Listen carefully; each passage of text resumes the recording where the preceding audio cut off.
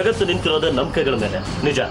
ಆದ್ರೆ ಕೆಲವೊಂದ್ಸಲ ನಾವು ಯಾರನ್ನ ನಂಬ್ತೀವೋ ಅವರು ನಮ್ಮ ನಂಬಿಕೆಗೆ ಅರ್ಹರ ಅನ್ನೋದು ಕೂಡ ಅಷ್ಟೇ ಮುಖ್ಯ ಆಗುತ್ತೆ. ಗಂಡ ಹೆಂಡತಿ ಮಧ್ಯೆ ಜಗಳ ಇಲ್ಲದೆ ಇರೋ ಸಂಸಾರ ಸಿಗೋದು ಅಪರೂಪ. ಎಷ್ಟೋ ಸಲ ಡಿವೋರ್ಸ್ ಕೂಡ ಆಗ್ಬಿಡ್ತಾರೆ. ಆದ್ರೆ ಕೆಲವರು ಗಂಡನ್ನ ಬಿಡೋಕ್ಕೂ ಆಗದೆ ಜೊತೆಲಿರೋಕ್ಕೂ ಆಗದೆ ಒದ್ದಾಡ್ತಾರೆ. ಅಷ್ಟು ಸಾಲದು ಅಂತ ತನ್ನ ಕೆಟ್ಟ ಗಂಡನ ಬಗ್ಗೆ ಹೇಳ್ಕೊಳ್ಳೋಕೆ ಇನ್ನೊಬ್ರು ಮೊರೆ ಹೋಗ್ತಾಳೆ. ಪರಿಣಾಮ ಏನ್ ಬೇಕಾದ್ರೂ ಆಗುತ್ತೆ. ಇಲ್ಲಾಗಿದ್ದು ಅದೇ, ತನ್ನ ಕಷ್ಟಗಳಿಗೆ ಸಾಂತ್ವನ ಕೇಳೋಕೆ ಅಂತ ಹೋದವಳು ಹೆಣವಾಗಿ ಹೋಗ್ತಾಳೆ.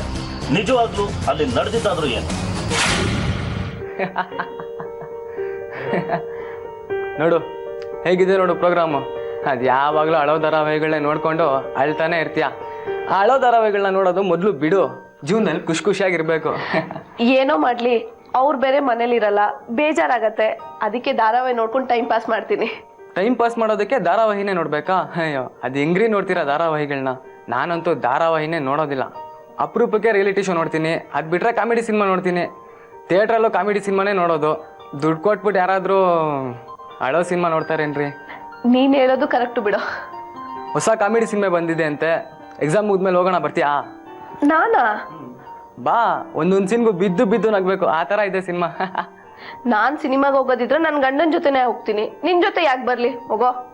ನಿನ್ನ ಗಂಡ ನಿನಗೆ ಸಿನಿಮಾಗೆ ಕರ್ಕೊಂಡು ಹೋಗೋಷ್ಟರಲ್ಲಿ ನಿನಗೆ ಬಿಳಿ ಕೂದಲು ಬಂದು ಅಲ್ಲುದ್ರೋಗಿ ಬೊಚ್ಪಾಯಿ ಮುತ್ಕೆ ಆಗೋಗಿರ್ತೀಯ ಅಷ್ಟೇ. ತರಲೆ ನನ್ನೇ ರೇಗಿಸ್ತೀಯಾ? ಓ ಬಾವಾ, ಈಗ ಬಂದ್ರಾ? ಮುಗಿತಾ ಬಾವಾ ಡ್ಯೂಟಿ? ಹಾ.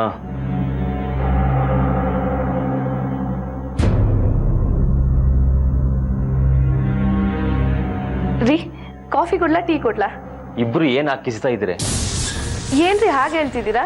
ಏನೋ ತಮಾಷೆ ಮಾಡ್ತಿದ್ದ, ಅದಕ್ಕೆ ನಗ್ತಾ ಇದ್ವಿ ಅಷ್ಟೇ. ತಮ್ಮ ಅಂತ ಹೇಳ್ಕೊಂಡು ಇಲ್ಲಿಗೆ ಬಂದಿದ್ದಾನಲ್ಲ ಈ ರಮೇಶ, ಅವನ ಎಕ್ಸಾಮ್ ಬರೆಯಕ್ಕೆ ತಾನೇ ಬಂದಿರೋದು. ಹೌದು. ಮತ್ತೆ ಎಕ್ಸಾಮ್ ಬರೆಯೋ ಹುಡುಗ ತಮಾಷೆ ಮಾಡ್ಕೊಂಡು ಯಾಕೆ ಕೂತಿದ್ದಾನೆ? ಓದ್ಕೋಬೇಕು ತಾನೆ? ಇಷ್ಟೊತ್ತವರೆಗೂ ಓದ್ತಾ ಇದ್ದಾರಿ. ಕಾಫಿ ಕೇಳೋಣ ಅಂತ ಈಚೆ ಬಂದ ಅಷ್ಟೇ. ಮದುವೆ ಆಗಿ 2 ತಿಂಗಳಾಗಿಲ್ಲ, ಎಲ್ಲರೂ ಬಂದು ತೊಂದರೆ ಕೊಡೋರೇ ಆಗೋದು. ನಿಮ್ಮನ್ ಮದ್ವೆ ಆಗಿದ್ದೀನಿ ಅಂತ ನಮ್ಮವ್ರನ್ನೆಲ್ಲ ಬಿಟ್ಬಿಡ್ಬೇಕಾ? ಬಿಡ್ಬೇಡಮ್ಮ ತಾಯಿ. ಹೀಗೆ ನಿಮ್ಮ ತವ್ರ ಮನೆಯಿಂದ ಒಬ್ಬೊಬ್ಬರಾಗಿ ಬಂದು ನಮ್ಗೆ ತೊಂದರೆ ಕೊಡ್ತಾ ಇದ್ರೆ ನಮಗೆ ಪ್ರೈವಸಿ ಎಲ್ಲಿ ಇರುತ್ತೆ? ಅವರು ಅರ್ಥ ಮಾಡ್ಕೋಬೇಕು ತಾನೆ? ದಿನ ಯಾರಿಗೆ ಬರ್ತಾರೆ? ಅವನು ಏನು ಬರ್ತಿರ್ಲಿಲ್ಲ. ಎಕ್ಸಾಮ್ ಅಂತೀಯಲ್ಲ, ಎಲ್ಲೆಲ್ಲೋ ಯಾಕೆ ಇರ್ತೀಯ? ನಮ್ಮ ಮನೇಲಿ ಇರು ಅಂತ ನಾನೇ ಬಲವಂತ ಮಾಡಿದೆ, ಅದಕ್ಕೆ ಬಂದ. ಸರಿ, ಅವನು ಯಾವಾಗ ಹೋಗ್ತಾನೆ? ನಾಳೆ ಎಕ್ಸಾಮ್ ಮುಗಿಸ್ಕೊಂಡು ಹೊರಟ್ಬಿಡ್ತಾನೆ. ಎಕ್ಸಾಮ್ ಮುಗಿಸ್ಕೊಂಡು ಹಾಗೆ ಹೋಗ್ತಾರ ಕೇಳು.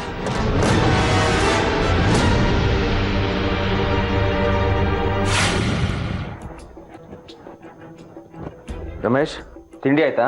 ಹಾಂ ಆಯಿತು ಬಾವಾ. ಏನು ಎಕ್ಸಾಮ್ ಕೊಟ್ರಾ? ಹೌದು ಬಾವಾ. ಎಕ್ಸಾಮ್ ಮುಗಿಸ್ಕೊಂಡು ಹಾಗೆ ಊರಿಗೆ ಹೊಡ್ತೀರಂತೆ? ಹೌದು, ಎಕ್ಸಾಮ್ ಮುಗಿಸ್ಕೊಂಡು ಇವತ್ತೇ ಹೊರಡ್ತಾ ಇದ್ದೀನಿ. ಬಸ್ ಟಿಕೆಟ್ ಬುಕ್ ಆಗಿದೆಯಾ ಅಥವಾ ಮಾಡಿಸ್ಕೊಡ್ಬೇಕಾ? ಪರವಾಗಿಲ್ಲ ಬಾವಾ, ನೀವೇನು ತೊಂದರೆ ತೊಗೊಂಬಿಡಿ, ನಾನು ಹೊರಡ್ತೀನಿ. ಸರಿ, ಹೋಗಿದ್ದು ಬನ್ನಿ. ಪಾಪ ನಿಮ್ಮ ತಂದೆ ತಾಯಿನೂ ಕಾಯ್ತಾ ಇರ್ತಾರಲ್ವಾ? ಹೌದು. ಸರಿ, ಹಾಗಾದ್ರೆ ನಾನು ಬರ್ತೀನಿ.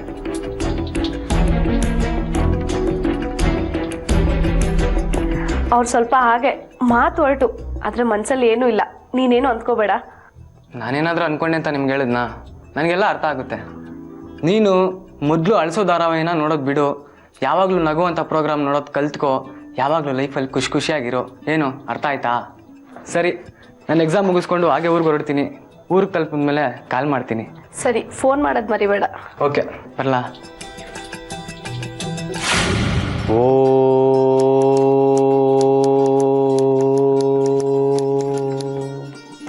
ಕ್ರೋಧದಿಂದ ಮನೋವಿಕಲ್ಪ ಉಂಟಾಗುತ್ತೆ. ಮನೋವಿಕಲ್ಪದಿಂದ ಬುದ್ಧಿನಾಶವಾಗುತ್ತೆ. ಬುದ್ಧಿನಾಶವಾದರೆ ಅವನ ಸರ್ವಸ್ವವೂ ನಾಶವಾದ ಹಾಗೆ. ಹಾಗಾದರೆ ಕೋಪ ಬರದೇ ಇರೋ ಹಾಗಾಗುತ್ತಾ ಸ್ವಾಮೀಜಿ ಅಂತ ನೀವು ಕೇಳ್ಬೋದು. ಕಷ್ಟ ಸಾಧ್ಯ. ನಿಯಂತ್ರಣದಲ್ಲಿ ಇಟ್ಕೊಳ್ಳೋದು ಕಷ್ಟ ಸಾಧ್ಯ. ಕೋಪ ಬಂದಾಗ ಬಹಳ ಸುಲಭವಾದ ಮಾರ್ಗ ಅಂದರೆ 1ರಿಂದ 100ವರೆಗೂ ಸಂಖ್ಯೆಗಳನ್ನು ಎಣಿಸ್ತಾ ಹೋಗಿ. ಆಗ ಆ ಸಂಖ್ಯೆಗಳನ್ನು ಎಣಿಸೋದ್ರೊಳಗಾಗಿ ನಿಮ್ಮ ಕೋಪ ಜರ್ರಂತ ಇಳಿದು ಹೋಗುತ್ತೆ. ಕ್ರೋಧವನ್ನು ಹತೋಟಿಲಿ ಇಟ್ಕೊಳ್ಳೋದು ಹೇಗೆ ಅನ್ನೋದು ಅರ್ಥವಾಯ್ತಲ್ವಾ? ಹಾಗೆ ಬೇರೆ ಅರಿಷಡ್ ವರ್ಗಗಳ ಬಗ್ಗೆನೂ ಕೂಡ ನಾಳೆ ಮುಂದುವರಿಸ್ತೀನಿ. ಎಲ್ಲರೂ ಪ್ರಸಾದ ಸ್ವೀಕರಿಸಿ ಆ ಭಗವಂತನ ಕೃಪೆಗೆ ಪಾತ್ರರಾಗಿ. ಭಗವಂತ ಒಳ್ಳೇದು ಮಾಡ್ತಾನೆ.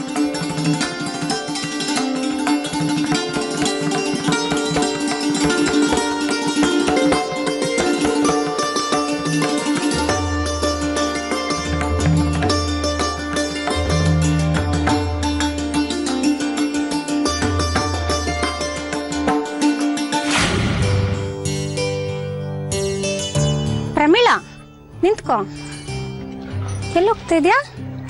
ಇಲ್ಲೇ ತರಕಾರಿ ತರೋಣ ಅಂತ ಹೋಗ್ತಿದ್ದೆ. ಎಲ್ಲಿ ನಡುವೆ ಕಾಣೋದೇ ಇಲ್ಲ. ಒಳಗಡೆನೆ ಇದ್ಬಿಟ್ರೆ ಹೇಗೆ? ಅಕ್ಕಪಕ್ಕದವ್ರನ್ನೆಲ್ಲ ಪರಿಚಯ ಮಾಡ್ಕೋ. ಏನು ಗಂಡ ಹೆಂಡ್ತಿರು ಇಬ್ರು ಒಂದು ಮಗು ಆಗೋವರೆಗೂ ಯಾರ ಜೊತೆಲೂ ಮಾತಾಡಬಾರ್ದು ಅಂತ ತೀರ್ಮಾನ ಮಾಡ್ಕೊಂಬಿಟ್ಟಿದ್ದೀರಾ? ತಮಾಷೆ ಮಾಡಿದೆ, ಅದಕ್ಕೆ ಯಾಕೆ ಬೇಜಾರು ಮಾಡ್ಕೋತೀಯಾ? ಯಾಕೋ ನಮ್ಮಿಬ್ರಿಗೂ ಹೊಂದಾಣಿಕೆನೇ ಆಗ್ತಾ ಇಲ್ಲ. ಯಾಕೆ ಪ್ರಮೀಳಾ, ಏನಾಯ್ತು? ಒಂದಲ್ಲ ಒಂದ್ ವಿಷಯಕ್ಕೆ ಜಗಳ ಆಗ್ತಾನೆ ಇರತ್ತೆ. ಒಂದೊಂದ್ಸತಿ ಯಾಕಾದ್ರೂ ಮದ್ವೆ ಆದ್ನೋ ಅನ್ಸುತ್ತೆ. ನಿನ್ ಗಂಡನ ಮೇಲೆ ಪ್ರೀತಿ ಇದೆ ತಾನೆ? ಖಂಡಿತವಾಗ್ಲೂ ಇದೆ. ಆದ್ರೆ ಅವ್ರು ಮಾತಾಡೋ ರೀತಿಗೆ ಏನಾದ್ರೂ ಮಾಡ್ಕೊಂಡ್ಬಿಡೋಣ ಅನ್ಸುತ್ತೆ. ಏನು ಮಾಡ್ಬೇಕಾಗಿಲ್ಲ. ಇಲ್ಲೊಬ್ರು ಸ್ವಾಮೀಜಿ ಇದ್ದಾರೆ, ತುಂಬಾ ಒಳ್ಳೆಯವರು. ನನಗೂ ಅವ್ರ ಬಗ್ಗೆ ಯಾರೋ ಹೇಳಿದ್ದು, ಆಗ ಅವ್ರ ಹತ್ರ ಹೋದೆ. ಜೀವನದ ಬಗ್ಗೆ ತುಂಬಾ ಚೆನ್ನಾಗಿ ಪಾಠ ಹೇಳ್ತಾರೆ ಅವರು. ಕೋಪ ಕಮ್ಮಿ ಮಾಡ್ಕೊಂಡು ಒಬ್ರಿಗೊಬ್ರು ಯಾವ ಹೊಂದಾಣಿಕೆಯಿಂದ ಇರಬೇಕು ಅಂತ ಹೇಳ್ಕೊಡ್ತಾರೆ. ನಿಮ್ ಗಂಡನ್ನು ಕರೆಸಿ ಮಾತಾಡ್ತಾರೆ. ಅವ್ರು ಬರ್ಲಿಲ್ಲ ಅಂದ್ರೆ ಗಂಡನ ಜೊತೆ ಹೇಗ್ ನಡ್ಕೋಬೇಕು ಅಂತ ಅವರೇ ಹೇಳ್ತಾರೆ. ಒಟ್ಟಿನಲ್ಲಿ ಅವ್ರ ಹತ್ರ ಹೋದ್ಮೇಲೆ ನನಗೆ ನೆಮ್ಮದಿ ಸಿಕ್ಕಿದೆ. ನೀನು ಬಾ, ಅವ್ರ ಹತ್ರ ಕರ್ಕೊಂಡು ಹೋಗ್ತೀನಿ. ನೆಕ್ಸ್ಟ್ ಟೈಮ್ ನೀವು ಹೋಗ್ಬೇಕಾದ್ರೆ ನನಗೂ ಹೇಳಿ, ನಾನು ಬರ್ತೀನಿ. ಆಯ್ತು, ಹೇಳ್ತೀನಿ. ದಿನೇ ದಿನೇ ವೈಮನಸ್ಯ ಜಾಸ್ತಿ ಆಗ್ತಾನೆ ಹೋಗುತ್ತೆ. ಗಂಡ ಹೆಂಡತಿ ಉತ್ತರ ದಕ್ಷಿಣ ಆಗ್ತಾರೆ. ಮನೆ ಅನ್ನೋದು ಅಕ್ಷರಶಃ ನರಕ ಆಗೋಗುತ್ತೆ.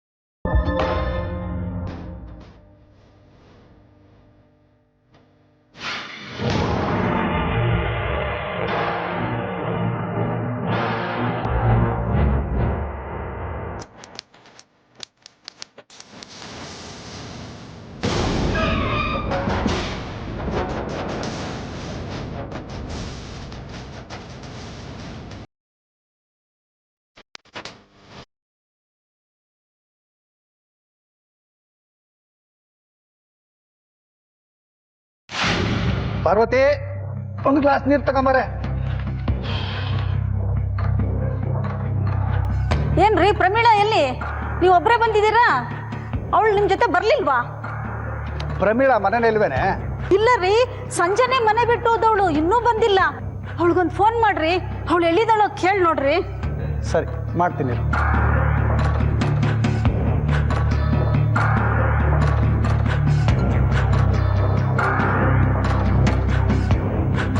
ನಾಟ್ ರೀಚೇಬಲ್ ಅಂತ ಬರ್ತಾ ಇದೆಯಲ್ಲೇ? ನಾಟ್ ರೀಚಬಲ್ ಬರ್ತಾ ಇದೆಯಾ? ಹಾ, ಇಷ್ಟೊತ್ತಿನಲ್ಲಿ ಹೇಳ್ದೆ ಕೇಳ್ದೆ ಎಲ್ಲಿಗ್ರಿ ಹೋದ್ಲು ಅವಳು?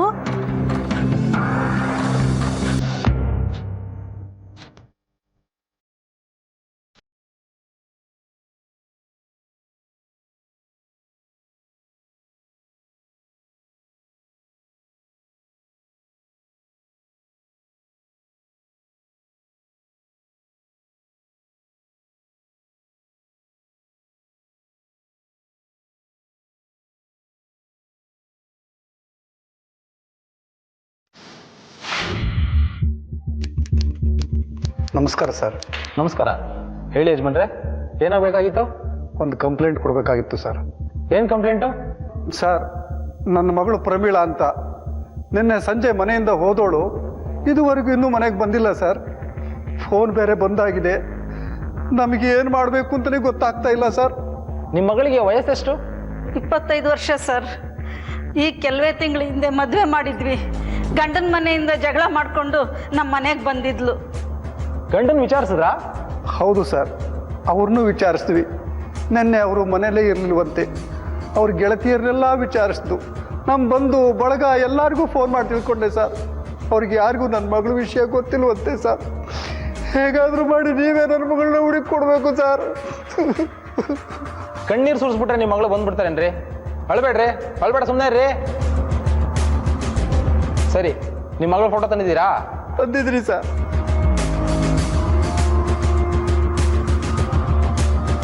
ಸರಿ, ನಿಮ್ಮ ಮಗಳು ನೆನ್ನೆಯಿಂದ ಕಾಣಿಸ್ತಾ ಇಲ್ಲ ಅಂತ ಹೇಳ್ಬಿಟ್ಟು ಅಲ್ಲೋಗ್ಬಿಟ್ಟು ಒಂದು ಮಿಸ್ಸಿಂಗ್ ಕಂಪ್ಲೇಂಟ್ ಕೊಡಿ, ಹುಡುಕ್ಸೋಣ. ಆಯಿತು ಬುದ್ಧಿ.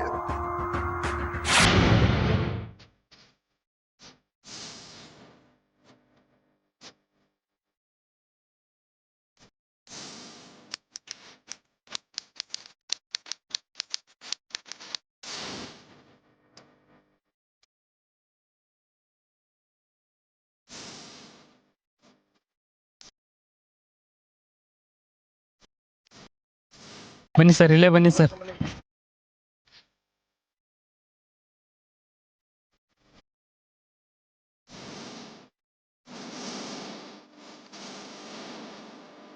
ಈ ಬಾಡಿ ಯಾರು ಕೊಲೆ ಮಾಡಿ ತಂದು ಹಾಕಿದ್ರು ಅಂತ ನಿನಗೆ ಗೊತ್ತೇನೋ? ಗೊತ್ತಿಲ್ಲ ಸರ್.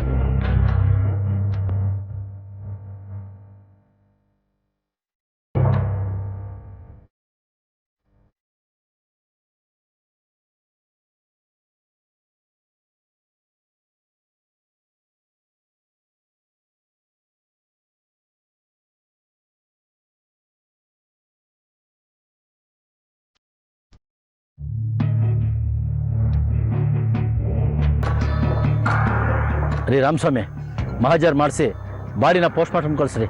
ಸರಿ ಸರ್. ಸರಿ ಬನ್ರಿ, ಇಲ್ಲಿ ಈ ಬಾಡಿನ ಪೋಸ್ಟ್ ಮಾರ್ಟಮ್ ಕಳ್ಸೋದಕ್ಕೆ ವ್ಯವಸ್ಥೆ ಮಾಡಿ. ಸರಿ ಸರ್. ಅದಾಗದೆ ಹದ್ದು ಕಾಗೆಗಳು ಅರ್ಧ ತಿಂದು ಮುಗಿಸಿದ್ದ ಪ್ರಮೀಳಾಳ ದೇಹನ ಪೊಲೀಸರು ಬಂದು ಪರಿಶೀಲಿಸ್ತಾರೆ. ಆದ್ರೆ ಅದು ಯಾರ ದೇಹ ಅನ್ನೋದು ಮಾತ್ರ ಅವ್ರಿಗೆ ಗೊತ್ತಾಗೋದಿಲ್ಲ. ಪ್ರಮೀಳಾಳ ತಂದೆ ತಾಯಿ ಮಿಸ್ಸಿಂಗ್ ಕಂಪ್ಲೇಂಟ್ ಕೊಟ್ಟಿದ್ದು ಬೇರೆ ಠಾಣೆಯಲ್ಲಿ ಮತ್ತು ಪ್ರಮೀಳಾಳ ದೇಹ ಸಿಕ್ಕಿದ್ದು ಬೇರೆ ಠಾಣಾ ವ್ಯಾಪ್ತಿಯಲ್ಲಿ. ಹಾಗಾಗಿ ಪೊಲೀಸರು ಪ್ರಮೀಳಾ ಕೊಲೆ ಬಗ್ಗೆ ಅಷ್ಟಾಗಿ ತಲೆ ಕೆಡಿಸ್ಕೊಳ್ಳೋದಿಲ್ಲ. ಅಲ್ಲಿಗೆ ಪ್ರಮೀಳಾ ಕೊಲೆ ಪ್ರಕರಣ ಬೂದಿ ಮುಚ್ಚಿದ ಕೆಂಡದ ಹಾಗಿರುತ್ತೆ. ಆದ್ರೆ ಸತ್ಯ ಯಾವತ್ತಿದ್ರೂ ಆಚೆ ಬರಲೇಬೇಕು. ಇಲ್ಲಾಗಿದ್ದು ಅದೇ. ಪ್ರಮೀಳಾ ಕೇಸ್ಗೆ ಮತ್ತೆ ಜೀವ ಬರೋದಕ್ಕೆ ಕಾರಣ ಆಗಿದ್ದು ಒಂದು ನೆಪ. ಆ ನೆಪ ಹನುಮೇಗೌಡನ ಮಗನ ನಾಪತ್ತೆ ಪ್ರಕರಣ. ಇದನ್ನು ಪುಟಪ್ ಮಾಡಿ ನಾಳೆನೇ ಕಮಿಷನರ್ ಆಫೀಸ್ಗೆ ಕಳಿಸ್ಕೊಡಿ. ಸರಿ ಸರ್. ಸರ್ ನಮಸ್ಕಾರ ಸರ್. ಯಾಕಪ್ಪ, ಏನಾಗಬೇಕಾಯ್ತು? ಸರ್ ನನ್ನ ಮಗ 3 ದಿನದಿಂದ ಕಾಣ್ತಾ ಇಲ್ಲ ಸರ್. ನೆಂಟಿಷ್ಟು ಮನೆಯೆಲ್ಲ ಹುಡ್ಕಾಡಿದ್ದು ಸರ್, ಎಲ್ಲೂ ಸಿಗಲಿಲ್ಲ. ಏನು ಮಾಡಬೇಕು ಅಂತ ತೋರ್ತಾ ಇಲ್ಲ ಸರ್. ಅದಕ್ಕೆ ಪೊಲೀಸ್ ಕಂಪ್ಲೇಂಟ್ ಕೊಡೋಣ ಅಂತ ಬಂದೆ. ಫೋಟೋ ತಂದಿದ್ದೀರಾ? ತಂದಿದ್ದೀನಿ ಸರ್. ಸರ್ ಅವ್ರ ತಾಯಿ 3 ದಿನದಿಂದ ಊಟ ಮಾಡಿದೆ ಮನೆ ಒಳಗೆ ಅಳ್ತಾ ಕೂತಿದ್ದಾರೆ ಸರ್. ನನಗೂ ಏನು ಮಾಡಬೇಕು ಅಂತ ದಿಕ್ಕೆ ತೋರ್ತಿಲ್ಲ ಸರ್. ಕೈ ಕಾಲೇ ಆಡ್ತಿಲ್ಲ ಸರ್. ದಯವಿಟ್ಟು ಹೆಂಗಾರು ಮಾಡಿ ಹುಡ್ಕೊಡಿ ಸರ್. ಆಯ್ತಾಯ್ತು, ಅಲ್ಲಿ ರೈಟ್ ಹತ್ರ ಹೋಗಿ ಒಂದು ಮಿಸ್ಸಿಂಗ್ ಕಂಪ್ಲೇಂಟ್ ಬರ್ಸಿ, ಹುಡುಕೊಡೋಣ. ಹೇಯ್, ನಿನ್ನ ಕತ್ತಲ್ಲಿ ಇದೆಯಲ್ಲ, ಅದೇನೇ ಅದು? ಅದು ತಾಯ್ತಾ ಸರ್? ತಾಯ್ತಾನ? ಎಲ್ಲಿ ಕಟ್ಕೊಂಡೆ ಇದನ್ನು? ಸರ್ ನಾ ಕಟ್ಕೊಂಡಿದ್ದಲ್ಲ ಸರ್, ನಮ್ಮ ಸ್ವಾಮೀಜಿಯವ್ರು ಕಟ್ಟಿದ್ದು. ಯಾವ ಸ್ವಾಮಿ ಕಟ್ಟಿದ್ದು? ಸರ್ ಅವರು ಬ್ರಹ್ಮಾನಂದ ಸ್ವಾಮಿಗಳು ಅಂತ ಸರ್, ನಮ್ಮೂರ ಹತ್ರ ಇದ್ದಾರೆ. ಆ ತಾಯ್ತಾನ ನಮಗೆ ಕೊಡು. ಈ ತಾಯ್ತಾ ನಿಮ್ಗೇನಕ್ಕೆ ಸರ್? ಅದೆಲ್ಲ ನಿನಗೆ ಯಾಕಯ್ಯ ರಾಮಸ್ವಾಮಿ? ಸರಿ ಸರ್. ಇಲ್ಲ ನೋಡ್ರೆ ಬನ್ರಿ.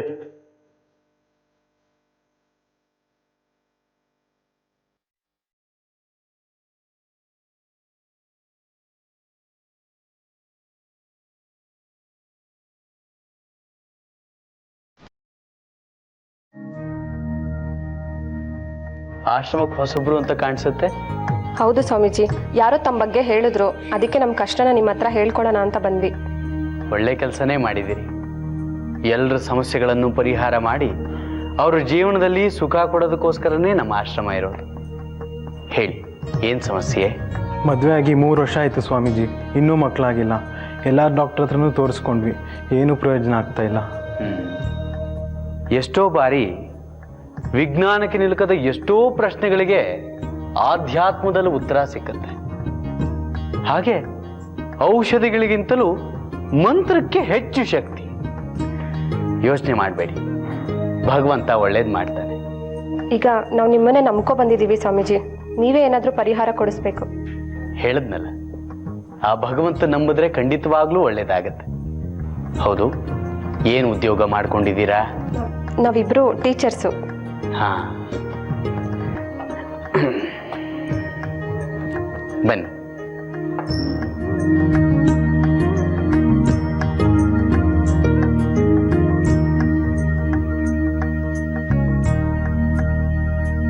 ಆಗಾಗ್ಗೆ ಆಶ್ರಮಕ್ಕೆ ಬಂದು ಹೋಗ್ತಾ ಇರಿ.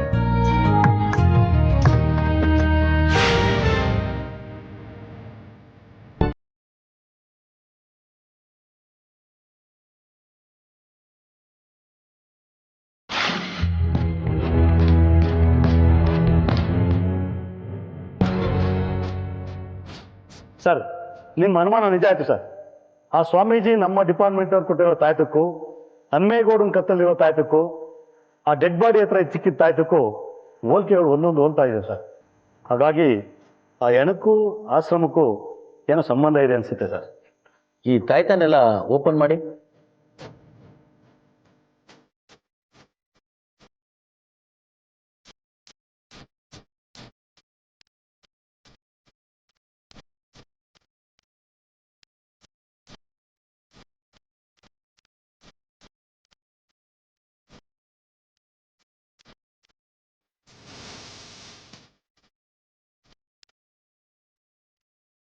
ಸರ್, ಈ ಮೂರಲ್ಲೂ ಒಂದೇ ಇದೆ ಸರ್.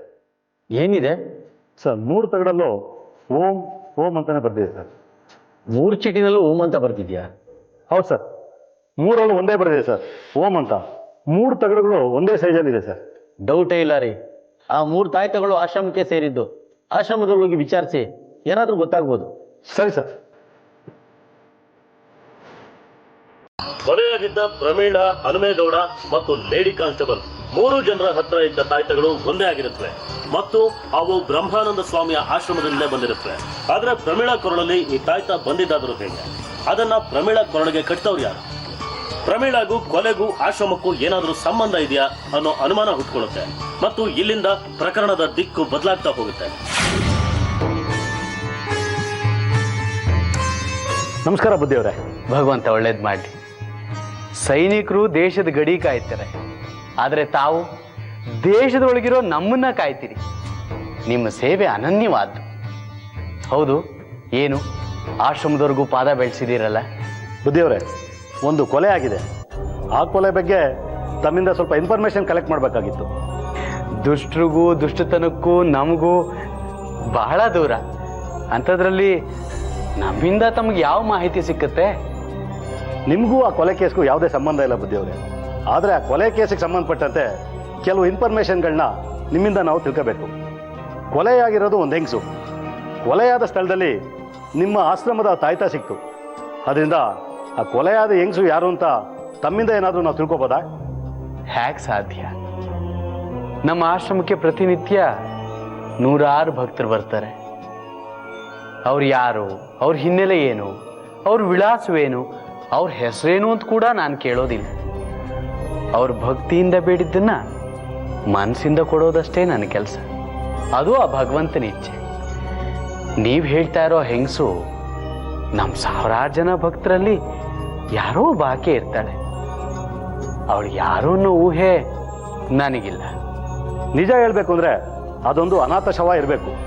ನಿಮ್ಮ ಆಶ್ರಮದ ಯಂತ್ರ ನೋಡಿದ್ರಿಂದ ಆಕೆ ಯಾರು, ಏನು, ಅವಳ ಹೆಸರೇನು ಅನ್ನೋದು ನಿಮ್ಮಿಂದ ನಾವೇನಾದರೂ ತಿಳ್ಕೊಬೋದು ಅಂತ ಇಲ್ಲಿ ಬಂದಿದ್ದೀವಿ ಸ್ವಾಮೀಜಿ.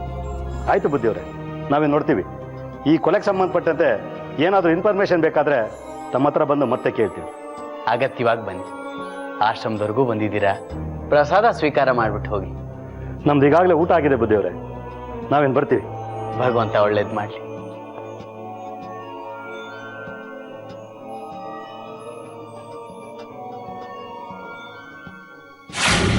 ಎನ್ಕ್ವೈರಿ ಮಾಡಿ ಆ ರಿಪೋರ್ಟ್ ನಾನು ತರಿಸ್ಕೋತೀನಿ sir. Okay sir, thank you. Ramaswamy, ಆಶ್ರಮಕ್ಕೆ ಹೋಗಿದ್ರಾ? ಆ ಡೆಡ್ ಬಾಡಿ ಬಗ್ಗೆ ಏನಾದರೂ ಇನ್ಫಾರ್ಮೇಶನ್ ಸಿಗ್ತಾ? ಹೋಗಿದೆ ಸರ್. ಖುದ್ದು ಸ್ವಾಮೀಜಿಗಳನ್ನೇ ಭೇಟಿ ಮಾಡಿದೆ. ಅವ್ರು ಹೇಳಿದ್ರು ನಮ್ಮ ಆಶ್ರಮಕ್ಕೆ 100 ಜನ ಭಕ್ತಾದಿಗಳು ಬರ್ತಾರೆ. ಆ ಯಂಗ್ಸು ಯಾರು ಅಂತ ಹೇಳೋದಕ್ಕಾಗಲ್ಲ ಅದು ಸರ್. ಅವ್ರು ಹೇಳೋದು ಒಂದು ರೀತಿಯಲ್ಲಿ ಸರಿನೇ ಸರ್.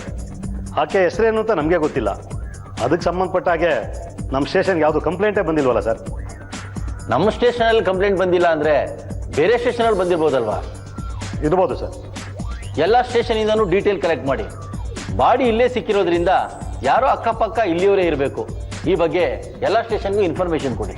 ಈ ಏಜ್ ಗ್ರೂಪ್ನ ಯಾವುದಾದ್ರೂ ಹೆಂಗಸಿನ ಮಿಸ್ಸಿಂಗ್ ಕಂಪ್ಲೇಂಟ್ ಇದೆಯಾ ಅಂತ ನೋಡಿ. ಆಗ ಸುಲಭವಾಗಿ ಡೀಟೇಲ್ಸ್ ಗೊತ್ತಾಗುತ್ತೆ.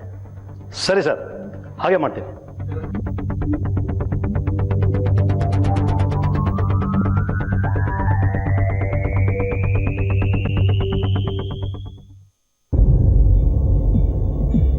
ಸರ್, ಏನ್ರಿ ಇದು? ಸುತ್ತಮುತ್ತ ಇರೋ ಪೊಲೀಸ್ ಸ್ಟೇಷನ್ಗಳಿಂದ ರಿಪೋರ್ಟ್ ತೊಗೊಂಬಂದಿದ್ದೀನಿ ಸರ್. ಸರ್, ಇದರಲ್ಲಿರೋ ರಿಪೋರ್ಟ್ ಪ್ರಕಾರ ಬಿಡದಿ, ಚನ್ನಪಟ್ಟಣ, ಕನಕಪುರ, ಆರೋಹಳ್ಳಿ, ಅಲ್ಗೂರು ಒಟ್ಟು ಇಷ್ಟು ಸ್ಟೇಷನ್ಗಳಿಂದ 20 ಕಂಪ್ಲೇಂಟ್ ಬಂದಿದೆ ಸರ್. ಅದರಲ್ಲಿ 10 ಮಕ್ಕಳು, 6 ವಯೋವೃದ್ಧರು 4 ಮಹಿಳೆಯರು ಸರ್. ಚನ್ನಪಟ್ಟಣ ಕೇಸಲ್ಲಿ 1 ಮಹಿಳೆ ಮಿಸ್ಸಿಂಗ್ ಆಗಿರೋ ಕಂಪ್ಲೇಂಟ್ ಬಂದಿದೆ ಸರ್. ಅದ್ರ ಬಗ್ಗೆನೇ ಯಾಕೋ ನನಗೆ ಅನುಮಾನ ಸರ್. ಈ ಕೊಲೆಯಾಗಿರೋ ಹೆಂಗಸು ಅವಳೇ ಅಂತ ಹೆಂಗ್ರಿ ಗೆಸ್ ಮಾಡ್ತೀರಾ? ಸರ್, ಅವರ ತಂದೆ ತಾಯಿ ಕೊಟ್ಟಿರೋ ಕಂಪ್ಲೇಂಟ್ ಪ್ರಕಾರ ಅವರ ಮಗಳ ವಯಸ್ಸು ನಮಗೆ ಸಿಕ್ಕಿರೋ ಬಾಡಿ ವಯಸ್ಸು ಒಂದೇ ಆಗಿದೆ ಸರ್. ಅದಕ್ಕೆ ನನಗೆ ಅದ್ರ ಮೇಲೆ ಅನುಮಾನ ಸರ್. ಕಾಣೆಯಾಗಿರೋ ಹೆಂಗಸಿನ ಡೀಟೇಲ್ಸ್ ಕಲೆಕ್ಟ್ ಮಾಡಿ ಅವ್ರ ತಂದೆ ತಾಯಿನ ಎನ್ಕ್ವೈರಿ ಮಾಡ್ರಿ. Yes sir. ನಮಸ್ಕಾರ ಸರ್. ನಮಸ್ಕಾರ. ಫೆಬ್ರವರಿ 4ನೇ ತಾರೀಕು ಪ್ರಮೀಳಾ ಅನ್ನೋ ಹೆಂಗಸು ಕಾಣೆಯಾಗಿದ್ದಾಳೆ ಅಂತ ಕಂಪ್ಲೇಂಟ್ ಕೊಟ್ಟಿದ್ದೀರಾ. ಆಕೆ ತಂದೆ ನೀವೇನಾ? ಹೌದು ಸರ್, ನಾನೇ. ನನ್ನ ಮಗಳು ಸಿಕ್ಕಿಲ್ಲ ಸರ್. ಎಲ್ಲಿದ್ದಾಳೆ ಸರ್? ನನ್ನ ಮಗಳು ಎಲ್ಲಿದ್ದಾಳೆ ಸರ್? ಶಂಸಿ, ನಿಮಗೊಂದು ಬ್ಯಾಡ್ ನ್ಯೂಸ್ ಇದೆ. ಏನು ಸರ್ ಅದು ಬ್ಯಾಡ್ ನ್ಯೂಸು? ನೋಡಿ, ನಿಮ್ಮ ಮಗಳು ಪ್ರಮೀಳಾ ಕೊಲೆ ಆಗಿದ್ದಾಳೆ. ನನ್ನ ಮಗಳು ಕೊಲೆ ಆದಳ ಸರ್? ಇನ್ಸ್ಪೆಕ್ಟರ್ ಸರ್, ನಿಜ ಹೇಳಿ ಸರ್. ನೋಡ್ರಿ, ಸಮಾಧಾನ ಮಾಡ್ಕೊಳ್ಳಿ ಸರ್. ಸತ್ತೋಗಿರೋರು ಮತ್ತೆ ಬದುಕು ಬರಲ್ಲ. ಸಮಾಧಾನ ಮಾಡ್ಕೊಳ್ಳಿ. ನೋಡಿ, ಫೆಬ್ರವರಿ 4ನೇ ತಾರೀಕು ಚನ್ನಪಟ್ಟಣದಲ್ಲಿ ನಿಮ್ಮ ಮಗಳು ಪ್ರಮೀಳಾ ಕಾಣೆಯಾಗಿದ್ದಾಳೆ ಅಂತ ಕಂಪ್ಲೇಂಟ್ ಕೊಟ್ಟಿದ್ದೀರಾ. ಆದರೆ ನಮ್ಮ ರಾಮನಗರ ಲಿಮಿಟ್ಸಲ್ಲಿ ಮಾಕ್ಲಿ ಫಾರೆಸ್ಟಲ್ಲಿ ಒಂದು ಹೆಣ ಸಿಕ್ಕಿದೆ. ಆ ಹೆಣ ನಿಮ್ಮ ಮಗಳದೇ ಅನ್ನೋ ಅನುಮಾನದಲ್ಲಿ ನಿಮ್ಮನ್ನು ವಿಚಾರಣೆ ಮಾಡೋದಕ್ಕೆ ನಾವಿಲ್ಲಿ ಬಂದಿದ್ವಿ. ಸರಿ ಸರ್, ಕೇಳಿ ಸರ್. ನಿಮ್ಮ ಮಗಳು ಬ್ರಹ್ಮಾನಂದ ಸ್ವಾಮಿ ಆಶ್ರಮಕ್ಕೆ ಯಾಕೆ ಹೋಗ್ತಾ ಇದ್ಲು? ಅವಳು ಮದುವೆ ಆದಾಗ್ನಿಂದ ಗಂಡನ ಜೊತೆ ಹೊಂದಾಣಿಕೆನೇ ಇರಲಿಲ್ಲ. ಅವಳು ಗಂಡನ ಜೊತೆ ಜಗಳ ಆಡ್ಕೊಂಡು ಅವಾಗ ನಮ್ಮ ಮನೆಗೆ ಬರ್ತಾ ಇದ್ಲು. ಮನಸ್ಸಿಗೆ ಶಾಂತಿ ಸಿಗಲಿ ಅಂತ ಆಗಾಗ್ಗೆ ಆಶ್ರಮಕ್ಕೆ ಹೋಗ್ತಾ ಇದ್ಲು. ಅನುಮಾನ ಬಂದು ಅವಳು ಗಂಡಂಗೂ ಫೋನ್ ಮಾಡಿದ್ರು ಸರ್. ಅವನು ನಿಮ್ಮ ಮಗಳ ವಿಷಯ ನನಗೇನ್ರಿ ಗೊತ್ತು ಅಂತ ಕೇಳಿದೆ ಸರ್. ಆಮೇಲೆ ಗೊತ್ತಿರೋರಿಗೆಲ್ಲ ಫೋನ್ ಮಾಡಿದು, ಅವಳು ಸ್ನೇಹಿತರುಗಳಿಗೆಲ್ಲ ಫೋನ್ ಮಾಡಿದು. ಎಲ್ಲೂ ಅವಳು ಹೋಗಿರಲಿಲ್ಲ ಸರ್. ದಾರಿ ಕಾಣದೆ ಪೊಲೀಸ್ ಸ್ಟೇಷನಿಗೆ ಬಂದು ಕಂಪ್ಲೇಂಟ್ ಕೊಟ್ವಿ. ನೀವು ಬಂದು ಹೇಳಿದ ಮೇಲೇ ಸರ್ ನಮ್ಮ ಮಗಳು ತೀರೋಗಿದ್ದಾಳೆ ಅಂತ ಗೊತ್ತಾಗಿದ್ದು. ಸಮಾಧಾನ ಮಾಡ್ಕೊಳ್ಳಿ. ನಿಮಗೆ ಬೇರೆ ಯಾರ ಮೇಲಾದರೂ ಅನುಮಾನ ಇದೆಯಾ? ಇಲ್ಲ ಸರ್, ನಮಗೆ ಯಾರ ಮೇಲೂ ಅನುಮಾನ ಇಲ್ಲ. ಗಂಡ ಹೆಂಡತಿ ಮಧ್ಯೆ ಹೊಂದಾಣಿಕೆನೇ ಇರಲಿಲ್ಲ ಸರ್. ನನ್ನ ಮಗಳ ಮೇಲೆ ಯಾವಾಗಲೂ ಅನುಮಾನ ಬೀಳ್ತದೆ ಇದ್ದ ಸರ್. ಅವನು ಏನಾದರೂ ಮಾಡಿರ್ಬೋದು ಸರ್. ಅವನೆಲ್ಲಿದ್ದಾನೀಗ? ಬಾಲೂರಿನಲ್ಲಿದ್ದಾನೆ ಸರ್. ನಿಮ್ಮಿಂದ ಫರ್ದರ್ ಏನಾದರೂ ಇನ್ಫಾರ್ಮೇಷನ್ ಬೇಕಾದರೆ ಸ್ಟೇಷನ್ಗೆ ಕಳಿಸ್ತೀವಿ, ನೀವು ಬರಬೇಕಾಗುತ್ತೆ. ಆಗಲಿ ಸರ್. ಮತ್ತೆ ಪೊಲೀಸರ ಕೆಲಸದ ರೀತಿನೇ ಹಾಗೆ. ಒಂದು ಸಣ್ಣ ಸುಳು ಸಿಕ್ಕರು ಅದನ್ನ ಹಿಡಿದು ಜಾಲಾಡ್ಬಿಡ್ತಾರೆ. ಎಷ್ಟೋ ತಿಂಗಳುಗಳು ಕಳೆದ ಬಳಿಕ ಸಿಕ್ಕಿದ ತಾಯ್ತದ ನೆಪ ಹಿಡಿದು ಆಶ್ರಮದವರೆಗೂ ಹೋಗಿ ಬಂದ ಪೊಲೀಸರು ಪ್ರಮೀಳಾ ತಂದೆ ತಾಯಿನೂ ಭೇಟಿ ಮಾಡಿ ಕೊನೆಗೆ ಅವಳ ಗಂಡನ ಇಸ್ಪೀಟ್ ಅಡ್ಡಾದ ಮೇಲೂ ದಾಳಿ ಮಾಡ್ತಾರೆ.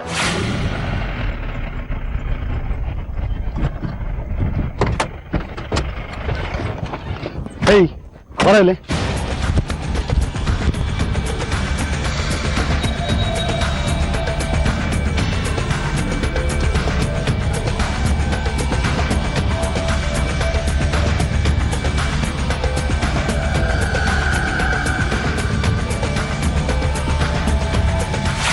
ಸರ್, ನನ್ನ ಯಾಕೆ ಕರ್ಕೊಂಡು ಹೋಗ್ತಿದೆ ಸರ್? ನಾನೇನು ತಪ್ಪು ಮಾಡಿದೆ ಸರ್? ಹೇಯ್, ತಪ್ಪು ಮಾಡ್ತಾರೆ, ಯಾಕೆ ಓಡೋದೆ?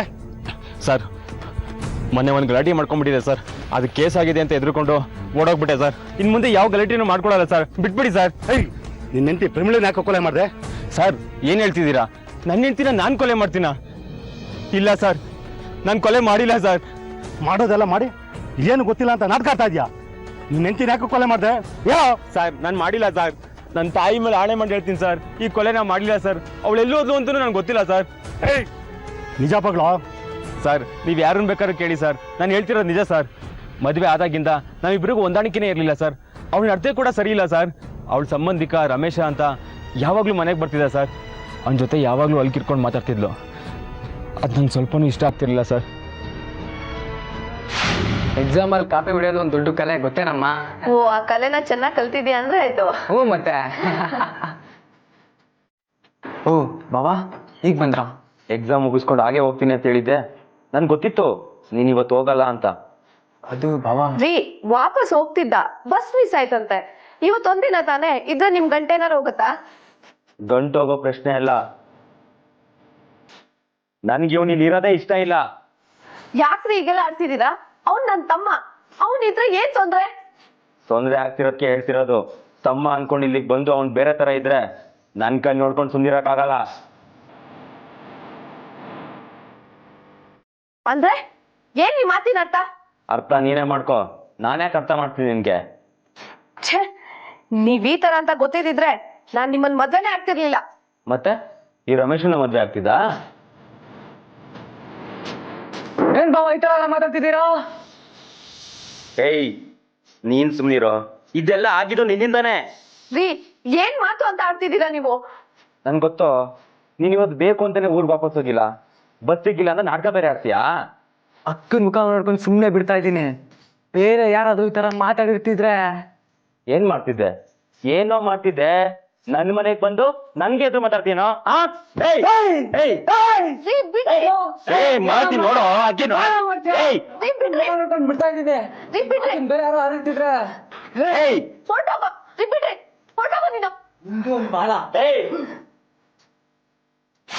ಅದಾದ ಮಾರನೇ ದಿನ ಅವಳು ಅವ್ರ ಅಪ್ಪನ ಮನೆಗೆ ಹೋಗ್ಬಿಟ್ಲು.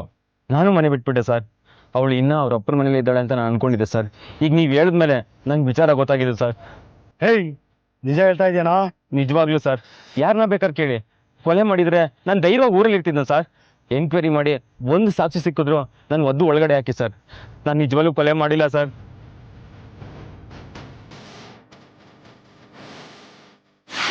ಸರ್, ಎಲ್ಲ ರೀತಿಯಲ್ಲಿ ಎನ್ಕ್ವೈರಿ ಮಾಡಾಯ್ತು ಸರ್. ಈ ಕೊಲೆನಲ್ಲಿ ಅವಳು ಗಂಡನ ಕೈವಾಡ ಇಲ್ಲ ಸರ್. ನನಗೆ ಯಾಕೋ ರಮೇಶನ ಮೇಲೆ ಅನುಮಾನ ಸರ್. ರಮೇಶನ? ಯಾರೇ ಅವನು? ಸರ್, ಅವರ ಸೋದರ ಸಂಬಂಧಿ ಅಂತ ಹೇಳ್ಕೊಂಡು ಅವಾಗ ಅವ್ರ ಮನೆಗೆ ಬರ್ತಾ ಇದ್ದ. ಅವನ ಬಗ್ಗೆ ಅವಳ ಗಂಡನೇ ಕಂಪ್ಲೇಂಟ್ ಮಾಡಿದ ಸರ್. ನನಗನ್ಸುತ್ತೆ ಪ್ರಮಿಳನ್ನ ಅವನೇ ಎಲ್ಗೋ ಕರ್ಕೊಂಡು ಹೋಗಿರ್ಬೇಕು ಸರ್. ಜಗಳ ಆದಾಗಿಂದ ಇವಳು ಮನೆಯಲ್ಲಿಲ್ಲ, ಅವನು ಮನೆ ಬಿಟ್ಟು ಹೋಗಿದ್ದಾನೆ ಸರ್. ರಮೇಶನ್ನ ಎನ್ಕ್ವೈರಿ ಮಾಡ್ರಿ, ಸಿಗಾಕೊಂಡ್ರೆ ತಂದು ಒಳಗಾಕ್ರಿ. ಎಲ್ಲಿರ್ತಾನ ಅವನು? ವಿರೂಪಾಕ್ಷಪುರದ ಸರ್. ಸರಿ, ಹೋಗಿ ಎನ್ಕ್ವೈರಿ ಮಾಡಿ. ಸರಿ ಸರ್. ಅಲ್ಲಿಗೆ ಪ್ರಮೀಳಾ ಗಂಡ ಅವಳಿಗಿಂತ ಮುಂಚೆನೆ ಮನೆ ಬಿಟ್ಟು ಹೋಗಿದ್ದಾನೆ. ಹೆಂಡತಿ ಏನಾದ್ಲು, ಯಾಕೆ ಮತ್ತು ಹೇಗೆ ಕೊಲೆ ಆದ್ಲು ಅನ್ನೋ ವಿಚಾರ ಅವನಿಗೆ ಗೊತ್ತಿರೋದಿಲ್ಲ. ಈ ಕೊಲೆ ಪ್ರಮೀಳಾ ಗಂಡ ಮಾಡಿದ್ದಲ್ಲ ಅನ್ನೋದು ಪೊಲೀಸರಿಗೆ ಅಷ್ಟರಲ್ಲಿ ಮನವರಿಕೆ ಆಗಿರುತ್ತೆ. ಹಾಗಾದ್ರೆ ಪ್ರಮೀಳನ್ನ ಕೊಲೆ ಮಾಡಿದವರು ಯಾರು? ಪೊಲೀಸರ ಅನುಮಾನ ಪ್ರಮೀಳಾ ಸಂಬಂಧಿ ಹರೀಶ್ ಮೇಲೆ ತಿರುಗುತ್ತೆ. ಹರೀಶನ್ನ ಹುಡುಕೊಂಡು ಪೊಲೀಸರು ವಿರೂಪಾಕ್ಷಪುರಕ್ಕೂ ಬರ್ತಾರೆ. ಪ್ರಮೀಳಕ್ಕ, ಹೇಯ್, ಸಾಕು ನೀನು ಮಸ್ಲೆ ಕಣ್ಣೀರು. ಪ್ರಮಿಳನ್ ಯಾಕೆ ಕೊಲೆ ಮಾಡಿದೆ? ಸರ್, ಪ್ರಮೀಳಕ್ಕ ಸತ್ತಿರೋ ವಿಷಯ ನನಗೆ ಗೊತ್ತಾಗಿದೆ ಈಗ ಸರ್. ನಾನೇನು ಮಾಡಿಲ್ಲ ಸರ್, ನನಗೇನು ಗೊತ್ತಿಲ್ಲ ಸರ್. ಹಾಗಾದ್ರೆ ಪ್ರಮಿಳನ್ನ ನೀನು ಕರ್ಕೊಂಡು ಬಂದಿಲ್ವಾ? ನಾನೆಲ್ಲೂ ಕರ್ಕೊಂಬರಲಿ ಸರ್. ನಾನು ಅವಳು ಚಿಕ್ಕ ವಯಸ್ಸಿಂದ ಫ್ರೆಂಡು ಸರ್. ಅವಳು ಮದುವೆ ಆದಮೇಲೆ ಅವಾಗ ಅವ್ರ ಮನೆಗೆ ಹೋಗಿ ನೋಡ್ಕೊಂಡು ಬರ್ತಿದ್ದೆ. ಆದರೆ ನಾನು ಅಲ್ಲಿಗೆ ಹೋಗೋದು ಅವಳು ಗಂಡಿಗೆ ಇಷ್ಟ ಇರಲಿಲ್ಲ ಸರ್. ನನ್ನ ವಿಷಯದಲ್ಲಿ ಅವರಿಬ್ಬರಿಗೂ ದೊಡ್ಡ ಜಗಳನೇ ಆಗೋಯ್ತು ಸರ್. ಅದಾದಮೇಲೆ ನಾನು ಅಲ್ಲಿಗೆ ಹೋಗೋದೇ ನಿಲ್ಲಿಸ್ಬಿಟ್ಟೆ ಸರ್. ನನ್ನಿಂದ ಅವಳಿಗೆ ಯಾಕೆ ಕಷ್ಟ ಅಂತ ಅವಾಗ ಫೋನ್ ಮಾಡಿ ಕಷ್ಟ ಸುಖ ವಿಚಾರಿಸ್ಕೊತಿದ್ದೆ. ಅದು ಅವ್ರ ಗಂಡ ಇಲ್ಲದೆ ಇರೋ ಟೈಮಲ್ಲಿ. ಅವಳ ಕಾಲ್ ಡೀಟೇಲ್ಸ್ ಎಲ್ಲ ಚೆಕ್ ಮಾಡಿ ಅವಳ ಹತ್ರ ಜಗಳನೂ ಆಡಿದ್ನಂತೆ ಸರ್. ಅದಾದಮೇಲೆ ನಾನು ಅವಳ ಹತ್ರ ಫೋನಲ್ಲಿ ಮಾತಾಡೋದು ಬಿಟ್ಬಿಟ್ಟೆ ಸರ್. ಹೇಯ್, ನೀನು ಹೇಳ್ತಾ ಇರೋ ಕತೆನ ನಾನು ನಂಬೇಕಾ? ನನ್ನ ಕತೆ ಹೇಳ್ತಿಲ್ಲ ಸರ್, ನಿಜನೇ ಹೇಳ್ತಿದ್ದೀನಿ. ನೀವು ಹೇಳಿದ್ರಲ್ಲ ಪ್ರಮೀಳಾ ಕೊಲೆ ಆಯಿತು ಅಂತ, ಅವತ್ತು ನಾನು ಊರಲ್ಲಿ ಇರಲಿಲ್ಲ ಸರ್. ಫ್ರೆಂಡ್ಸ್ ಜೊತೆ ಶಬರಿಮಲೆಗೆ ಹೋಗಿದ್ದೆ ಸರ್. ಯಾರನ್ನ ಬೇಕಾದರೂ ಕೇಳಿ. ಅಂದರೆ ಇತ್ತೀಚೆಗೆ ನೀನು ಪ್ರಮೀಳ ನೋಡೂ ಇಲ್ಲ, ಅವಳಿಗೆ ಫೋನು ಮಾಡಿಲ್ವಾ? ಇಲ್ಲ ಸರ್. ಪ್ರಮೀಳಾ ಫೋನ್ ನಂಬರ್ ಗೊತ್ತೇನೋ ನಿನಗೆ? ಗೊತ್ತು ಸರ್. ಕಾನ್ಸ್ಟೇಬಲ್, ಇವನು ಹೇಳೋ ನಂಬರ್ನ ಫೀಡ್ ಮಾಡ್ಕೊಳ್ಳಿ. ಹೇಳೋ ನಂಬರು.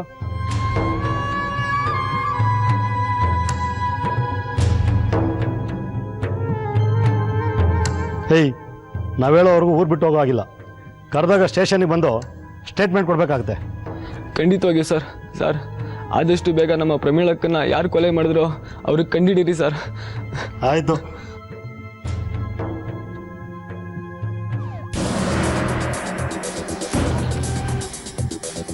ಸರ್, ನೀವು ಹೇಳ್ದಾಗೆ ಫೋನ್ ಕಾಲ್ ಡೀಟೇಲ್ಸ್ ಎಲ್ಲ ತಂದಿದ್ದು ಸರ್. ರಮೇಶ್ ಹೇಳಿದ್ದು ನಿಜ ಸರ್. ಏನು ಹೇಳಿದ್ದ ಅವನು? ಈ ಫೋನಿಂದ ರಮೇಶನಿಗೆ ಯಾವುದೇ ಕಾಲ್ಗಳು ಹೋಗಿಲ್ಲ, ಅಲ್ಲಿಂದ ಬಂದೂ ಇಲ್ಲ ಸರ್. ಆದರೆ ಇದೇ ಫೋನಿಂದ ಬ್ರಹ್ಮಾನಂದ ಸ್ವಾಮಿಗಳಿಗೆ ತುಂಬ ಸರಿ ಕರೆಗಳು ಹೋಗಿದೆ, ಅಲ್ಲಿಂದನೂ ಬಂದಿದೆ ಸರ್. ಹೌದಾ? ಹೌದು ಸರ್. ಸರ್, ಪ್ರಮೀಳಾ ಸಾಯೋ ದಿನನೂ ಈ ಫೋನಿಂದ ಆಶ್ರಮಕ್ಕೆ ಕರೆ ಹೋಗಿದೆ, ಮತ್ತು ಅಲ್ಲಿಂದ ಇಲ್ಲಿ ಬಂದಿದೆ ಸರ್. ರಾಮಸ್ವಾಮಿ, ಗಾಡಿ ತೆಗಿಸ್ರಿ, ಆದಷ್ಟು ಬೇಗ ಆಶ್ರಮಕ್ಕೆ ಹೋಗ್ಬೇಕು. Yes sir.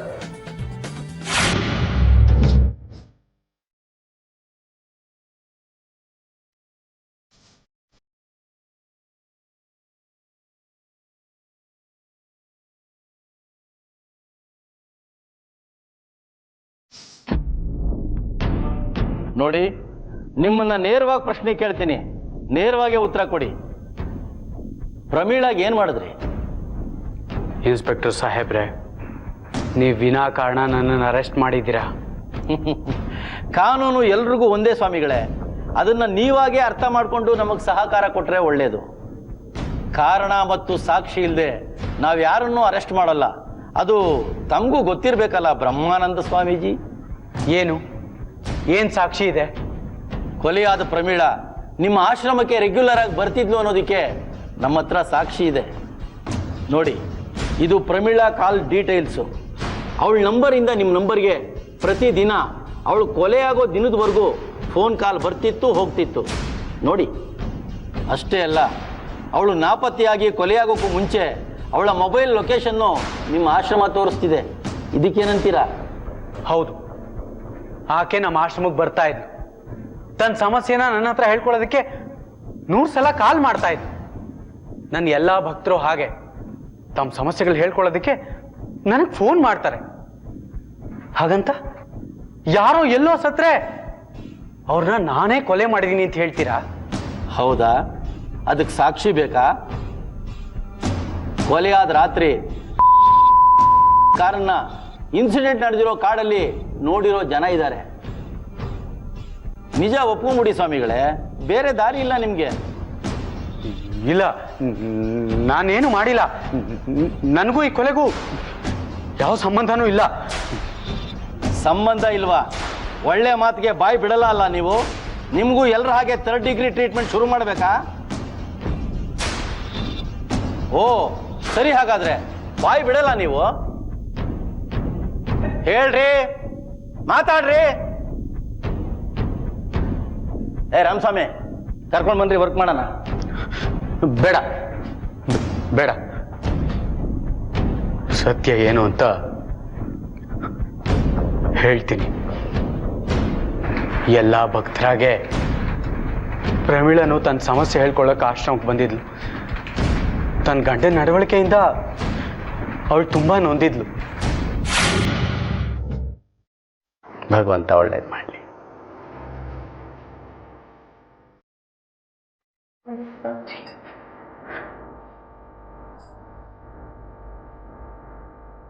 ನಿನ್ ಮುಖ ನೋಡ್ತಾ ಇದ್ರೆ ತುಂಬಾ ಸಮಸ್ಯೆ ಇರೋ ಹಾಗಿದೆ.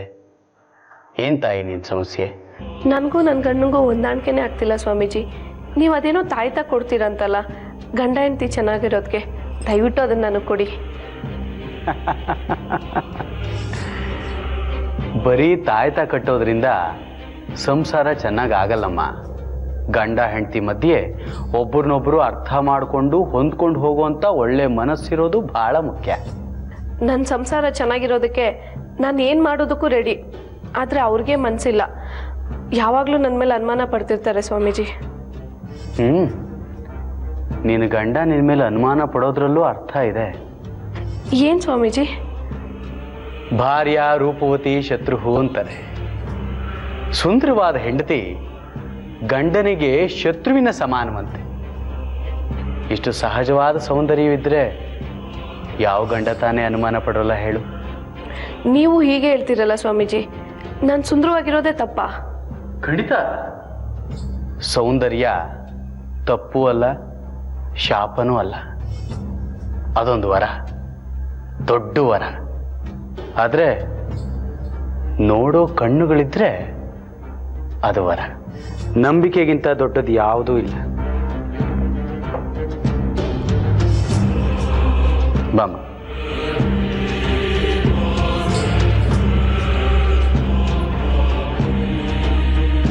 ಆಗಾಗ್ಗೆ ಆಶ್ರಮಕ್ಕೆ ಬರ್ತಾ ಇರು. ನಿನ್ನ ಎಲ್ಲ ಸಮಸ್ಯೆಗಳಿಗೂ ಪರಿಹಾರ ಸಿಕ್ಕತ್ತೆ.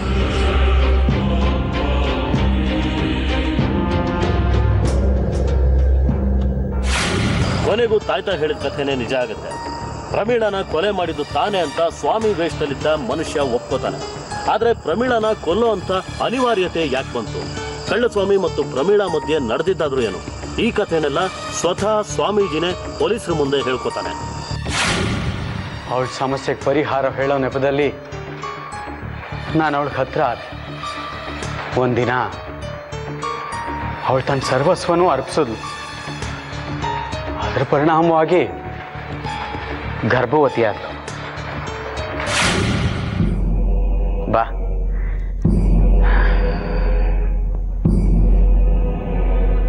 ಪ್ರಮೀಳಾ, ಆ ಸರದಿ ಸಾಲಿನಲ್ಲಿ ನಿನ್ನನ್ನು ನೋಡಿ ಅಲ್ಲೇ ನಿನ್ನ ಸಮಸ್ಯೆಗೆ ಪರಿಹಾರ ಹೇಳೋದಕ್ಕೆ ಯಾಕೋ ಮನಸ್ಸು ಬರಲಿಲ್ಲ.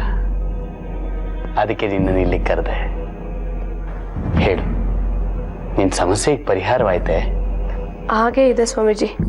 ಆಶ್ರಮಕ್ಕೆ ಬಂದು ಹೋಗ್ತಾ ಇರ್ತೀನಲ್ಲ, ಅದೇ ದೊಡ್ಡ ಸಮಾಧಾನ. ಇಲ್ಲಿ ನಿಮ್ಮ ಮೃದುವಾದ ಮಾತುಗಳು ಕೇಳ್ತಾ ಇದ್ರೆ ಎಷ್ಟು ಸಂತೋಷ ಆಗುತ್ತೆ. ಅದೇ ಮನೆಗೆ ಹೋಗಿ ಗಂಡನ ಒರಟು ಮಾತುಗಳು ಕೇಳಿದ್ರೆ ಹಿಂಸೆ ಆಗುತ್ತೆ. ಯೋಚನೆ ಮಾಡಬೇಡ ಪ್ರಮೀಳಾ, ಎಲ್ಲ ಸರಿ ಹೋಗುತ್ತೆ. ಸರಿ ಮಾಡೋಣ. ಏನು ಸರಿ ಹೋಗುತ್ತೋ, ನನಗಂತೂ ಸತ್ತೋಗ್ಬಿಡೋಣ ಅನ್ಸುತ್ತೆ. ಛೆ, ಈ ಕೋಮಲವಾದ ಶರೀರಕ್ಕೆ ಇಷ್ಟು ಬೇಗ ಸಾವು ಬರಬಾರ್ದು. ಬಾ, ಕೂತ್ಕೋ. ಪ್ರಮೀಳಾ, ನಮ್ಮ ಆಶ್ರಮಕ್ಕೆ ಎಷ್ಟೋ ಜನ ಹೆಂಗಸರು ಬರ್ತಾರೆ, ಶ್ರೀಮಂತರು, ರೂಪವತಿಯರು. ಆದರೆ ನನಗೆ ನಿನ್ನನ್ನು ನೋಡ್ತಾ ಇದ್ರೆ ಅದೇನೋ ಒಂದು ವಿಶೇಷವಾದ ಆಕರ್ಷಣೆ, ಒಲವು. ಯಾಕೆ ಅನ್ನೋದು ನನಗೂ ಅರ್ಥವಾಗ್ತಿಲ್ಲ. ಬಹುಶಃ ನಮ್ಮಿಬ್ಬರ ಸಂಬಂಧ ಈ ಜನ್ಮದಲ್ಲ ಅನ್ಸುತ್ತೆ, ಜನ್ಮ ಜನ್ಮಾಂತರದ್ದು. ಹೋದ ಜನ್ಮದಲ್ಲಿ ನಾವಿಬ್ರು ಸತಿಪತಿಗಳಾಗಿದ್ವಿ. ಅಥವಾ ನಾನು ಕೃಷ್ಣ, ನೀನು ರಾಧೆ. ನೀನು ರಾಧೆ, ನಾನು ಕೃಷ್ಣ. ಈಗೇನ್ ಮಾಡೋದು? ಏನ್ ಮಾಡೋದು ಅಂದ್ರೆ ನೀನು ಹುಷಾರಾಗಿರ್ಬೇಕಾಗಿತ್ತು. ಏನ್ ತಪ್ಪೆಲ್ಲ ನನ್ನ ಒಬ್ಳಿಂದಾನೇ ಆಗಿರೋ ಹಾಗೆ ಮಾತಾಡಬೇಡಿ. ಆಯ್ತು, ತಪ್ಪಿಬ್ರಿಂದಲೂ ಆಗಿದೆ. ಅದಕ್ಕೆ ಪರಿಹಾರ ಮಾಡ್ಕೊ ಅಂತ ಹೇಳ್ತಾ ಇರೋದು. ಪರಿಹಾರ ಅಂದ್ರೆ? ತೆಗೆಸ್ಬಿಡು ಅದನ್ನ. ದುಡ್ಡು ಎಷ್ಟು ಖರ್ಚಾದ್ರೂ ಪರವಾಗಿಲ್ಲ, ನಾನು ಕೊಡ್ತೀನಿ. ನಾನು ಇದಕ್ಕೊಪ್ಪಲ್ಲ. ಒಪ್ಪಲ್ಲ ಅಂದ್ರೆ ಇನ್ನೇನ್ ಮಾಡ್ಬೇಕು ಅನ್ಕೊಂಡಿದ್ಯಾ? ಈ ವಿಷಯನ ಎಲ್ರಿಗೂ ಹೇಳ್ತೀನಿ.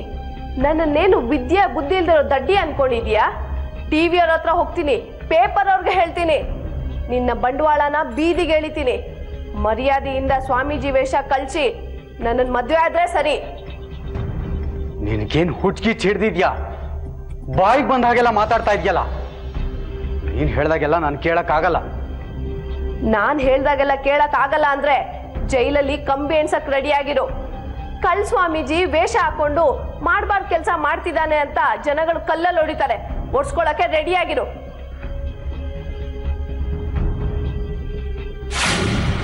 ಅವಳ ಮಾತು ಕೇಳಿ ನನಗೆ ತುಂಬಾ ಹೆದರಿಕೆ ಆಗಿತ್ತು. ಅದಕ್ಕೆ ಎಲ್ಲರೂ ದೂರ ಓಡ್ ಹೋಗಿ ಮದುವೆ ಆಗಿ ಸುಖವಾಗಿರೋಣ ಬಾ ಅಂತ ಅವಳಿಗೆ ಫೋನ್ ಮಾಡಿ ಆಶ್ರಮಕ್ಕೆ ಬರಕ್ಕೆ ಹೇಳಿದೆ. ವಿಶೇಷವಾದ ಪೂಜೆ ಮಾಡಿ ಅಭಿಷೇಕ ಮಾಡಿದ ಹಾಲಿದು ಅಂತ ಅವಳಿಗೆ ಕುಡಿಯೋಕೆ ಕೊಟ್ಟೆ. ಆ ಹಾಲಲ್ಲಿ ಮತ್ತು ಬರೋ ಔಷಧಿ ಹಾಕಿದ್ದೆ. ಅದನ್ನು ಕುಡಿದು ಅವಳು ಮೂರ್ಛೆ ಹೋದ್ಲು. ಹಲೋ ಪ್ರಮೀಳಾ, ಹೊರಟಿಯಾ? ಹೊರಡ್ತಾ ಇದ್ದೀನಿ. ಬೇಗ ಬಾ, ಆಶ್ರಮದ ಹಿಂದಿನ ಗೇಟ್ ಹತ್ರ ಬಾ, ಕಾರ್ ರೆಡಿ ಇರುತ್ತೆ. ಸರಿ, ಬರ್ತಾ ಇದ್ದೀನಿ.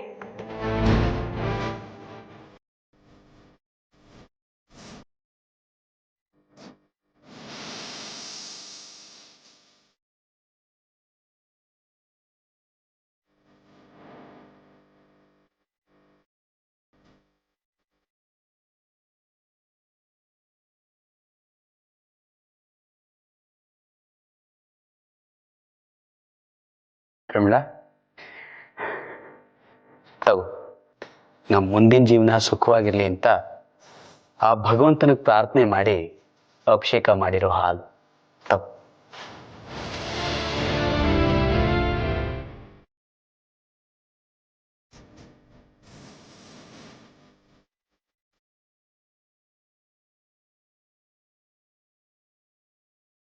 ನಿನ್ನ ಜೀವನದ ಕಷ್ಟಗಳಿಗೆಲ್ಲ ಇವತ್ತೇ ಕೊನೆ.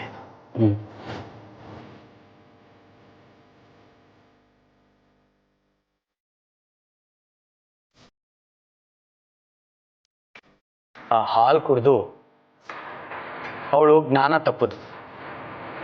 ಅದೇ ಸ್ಥಿತಿನಲ್ಲಿ ಅವಳನ್ನ ಕಾರಲ್ಲಿ ಹಾಕೊಂಡು ಗಾಡಿನ ದಾರಿಲಿ ಕರ್ಕೊಂಡು ಹೋದೆ. ಇನ್ನು ಅವಳು ಬದುಕಿದ್ರೆ ನನಗೆ ಅಪಾಯ ತಪ್ಪಿದ್ದಲ್ಲ ಅಂತ ಅನ್ನಿಸ್ತು. ಅದಕ್ಕೆ ಅವಳು ಕುತ್ತಿಗೆ ಹಿಸ್ಕಿ ಕೊಲೆ ಮಾಡಿದೆ. ಯಾರಿಗೂ ಗೊತ್ತಾಗದಿರೋ ಹಾಗೆ ಅವಳ ಶವನ ಕಾಡಲ್ಲಿ ಬಿಸಾಕಿ ವಾಪಸ್ ಆಶ್ರಮಕ್ಕೆ ಬಂದ್ಬಿಟ್ಟೆ.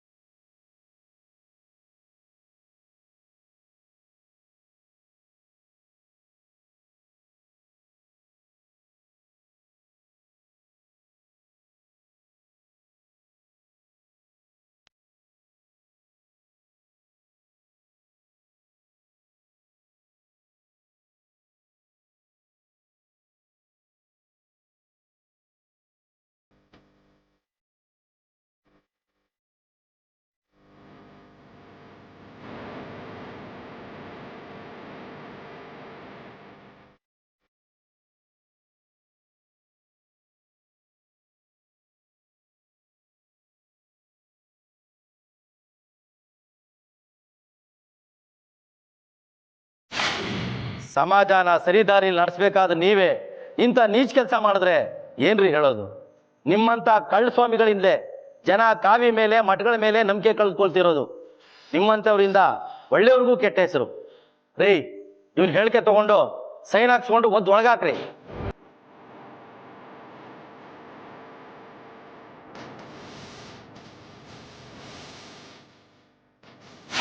ಗಂಡನ ಜೊತೆ ಹೊಂದಾಣಿಕೆ ಆಗದೆ ಇದ್ದಿದ್ರೆ ಬಿಟ್ಟು ಹೋಗ್ಬೋದಿತ್ತು. ಅದನ್ನು ಬಿಟ್ಟು ಸ್ವಾಮಿಯ ಆಶ್ರಯ ಬಯಸಿದ ತಪ್ಪಿಗೆ ಪ್ರಮೀಳಾ ತನ್ನ ಪ್ರಾಣ ಕಳ್ಕೊತಾಳೆ. ಆಧ್ಯಾತ್ಮದ ಹೆಸರಲ್ಲಿ ಮೋಸ ಮಾಡೋದಕ್ಕೆ ಕಾಯ್ತಾ ಇರೋ ಬ್ರಹ್ಮಾನಂದ ಸ್ವಾಮಿ ಅಂತ ರಣಹದ್ದುಗಳ ಬಗ್ಗೆ ನಿಮಗೆ ಗೊತ್ತಿರಲಿ. ಪ್ರಮೀಳಾ ಕಥೆ ನಿಮಗೆ ಪಾಠವಾಗಲಿ ಅಂತ ಹೇಳ್ತಾ ಇವತ್ತಿನ ಸಂಚಿಕೆನ ಇಲ್ಲಿಗೆ ಮುಗಿಸ್ತಾ ಇದ್ದೀವಿ. ಮುಂದಿನ ಸಂಚಿಕೆಯಲ್ಲಿ ಮತ್ತೊಂದು ವಿಭಿನ್ನ ಕುತೂಹಲಕಾರಿ ಸತ್ಯ ಕಥೆಯೊಂದಿಗೆ ಮತ್ತೆ ನಿಮ್ಮ ಮುಂದೆ ಬರ್ತೀವಿ. ನಾವು ಕಥೆ ಹೇಳ್ತೀವಿ, ನೀವು ಎಚ್ಚರವಾಗಿರಿ.